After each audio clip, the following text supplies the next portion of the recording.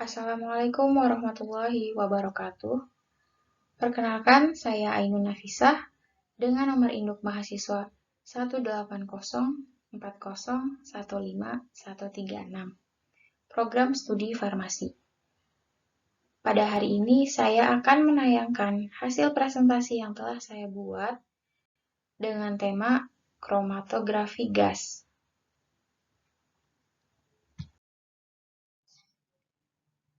Apa itu kromatografi gas?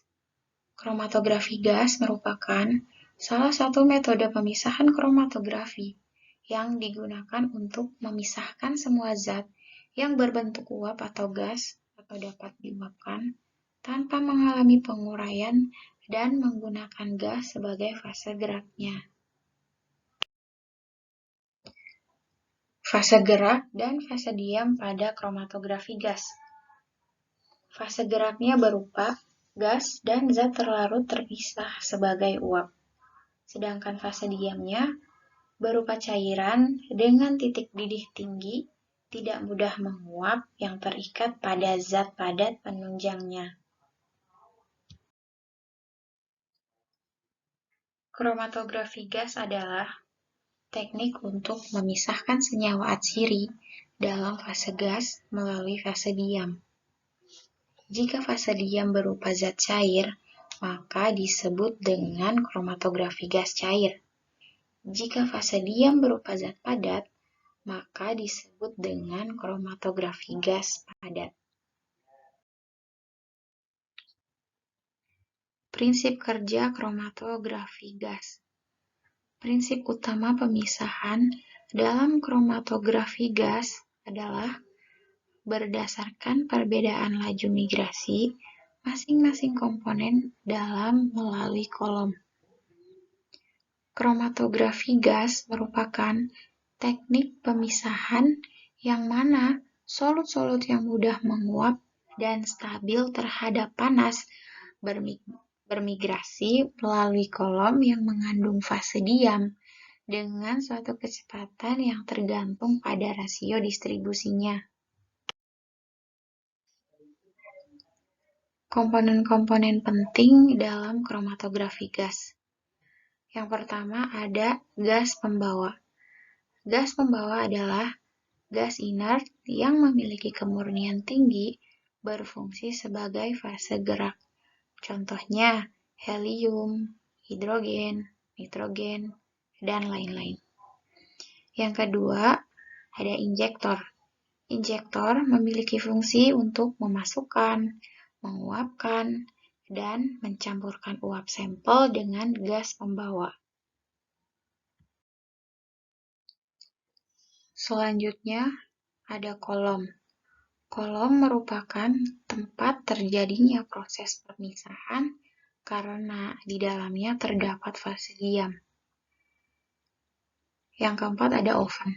Oven bertugas memberikan akurasi dan kestabilan suhu yang baik bagi kolom, karena salah satu faktor yang berpengaruh dalam pemisahan komponen sampel di kolom adalah suhu oven kolom. Selanjutnya, fase stasioner. Fase stasioner akan berinteraksi dengan komponen sampel, sehingga terjadi perbedaan waktu, retensi, dan terpisahnya komponen-komponen senyawa. Selanjutnya ada detektor. Detektor berfungsi untuk memberikan respon linier dari komponen-komponen sampel yang telah dipisahkan dalam kolom. Yang terakhir ada recorder. Recorder berfungsi merekam hasil dan mencetaknya pada sebuah grafik. Cara kerja kromatografi gas. Gas pembawa lewat melalui satu detektor, kemudian memasuki kolom. Di dekat kolom ada suatu alat, di mana sampel-sampel bisa dimasukkan ke dalam gas pembawa, yaitu tempat injeksi. Kemudian, lubang injeksi dipanaskan agar sampel teruapkan dengan cepat. Aliran gas selanjutnya menemui kolom. Kolom berisi suatu padatan halus dengan luas permukaan yang besar dan relatif inert. Nah, sebelum diisi ke dalam kolom, padatan tersebut diimpregnasi dengan cairan yang diinginkan. Cairan ini harus stabil dan non-volatil pada temperatur kolom. Setelah muncul dari kolom itu, aliran gas lewat melalui sisi lain detektor. Maka elusi zat terlarut dari kolom mengatur ketidakseimbangan antara dua sisi detektor yang direkam secara elektrik. Kelebihan dan kekurangan pada kromatografi gas. Kelebihannya yang pertama, efisien, resolusi tinggi sehingga dapat digunakan untuk menganalisis partikel berukuran sangat kecil seperti polutan dalam udara. Yang kedua, aliran fasa bergerak atau gas sangat terkontrol dan kecepatannya tetap. Yang ketiga, sangat mudah terjadi pencampuran uap sampel ke dalam fasa bergerak. Kekurangannya yang pertama adalah teknik kromatografi gas terbatas untuk zat yang mudah menguap.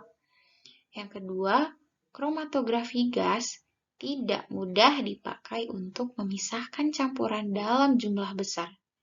Yang ketiga, fase gas dibandingkan sebagian besar fase cair tidak bersifat reaktif terhadap fase diam dan zat terlarut.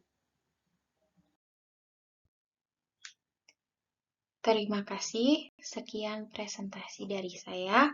Kurang lebihnya mohon maaf. Wassalamualaikum warahmatullahi wabarakatuh.